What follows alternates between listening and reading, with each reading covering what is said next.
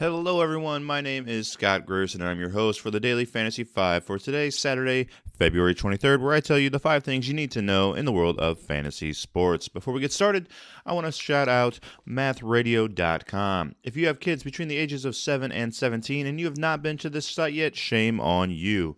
Go to mathradio.com, pick up a math e-course for your child for as little as $9.99. Help them out in school, help them get better grades, make your spouse happy, and even get your kids into college. Again, that is www.mathradio.com.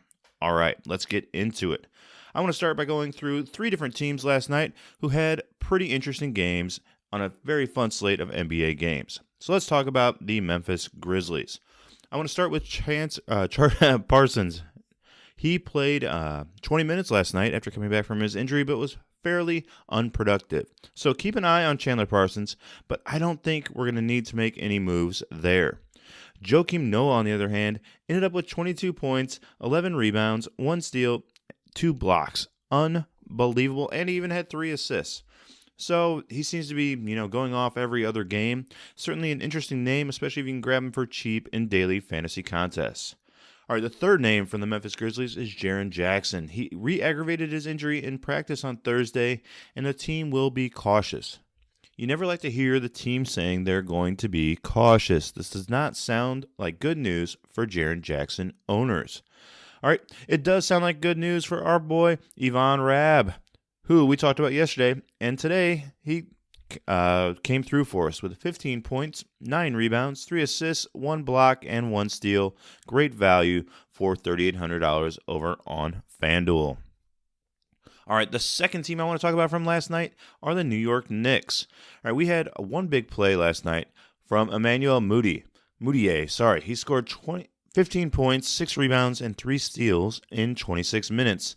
This may be important going forward because our boy Frankie Smokes is going under further evaluation for his groin. If he's out for a long period of time, Mudiay might pick up all those minutes, and we know in the NBA that minutes mean production. Our third team when we're looking around the league are the Denver Nuggets. All right, Trey Lyles is out now with a left hamstring strain.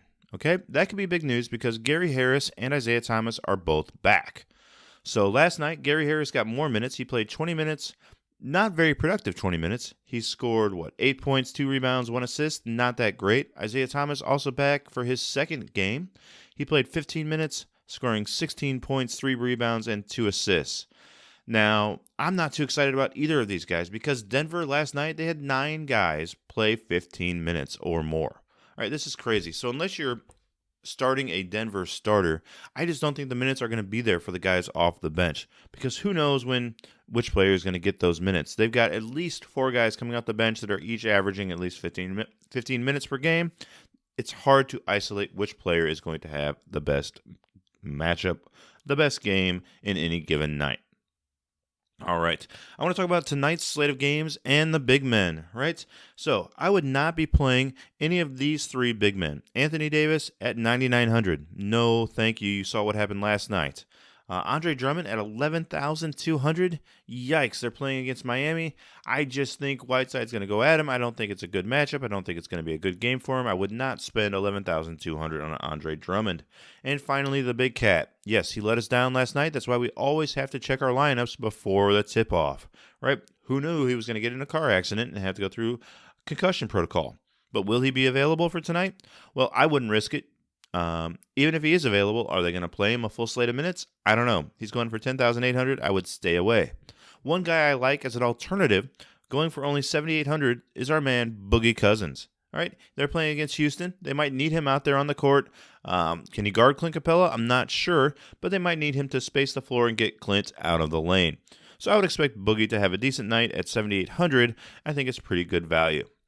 And our final point of the day is the continuing Bryce Harper saga. So for all you baseball fantasy players out there, we need to keep monitoring where Bryce is going to end up. And he's going to meet with the Philadelphia Phillies next. So I don't love this landing spot for Bryce as the Philadelphia Phillies were 22nd in runs scored last year and 19th in on-base percentage.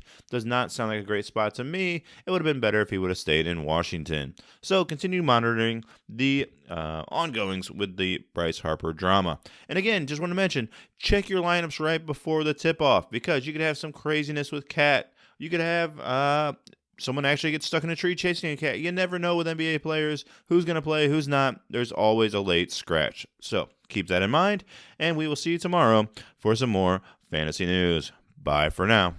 And don't forget to go to www.mathradio.com to pick up your math courses today for as little as $9.99. Once again, that is www.mathradio.com.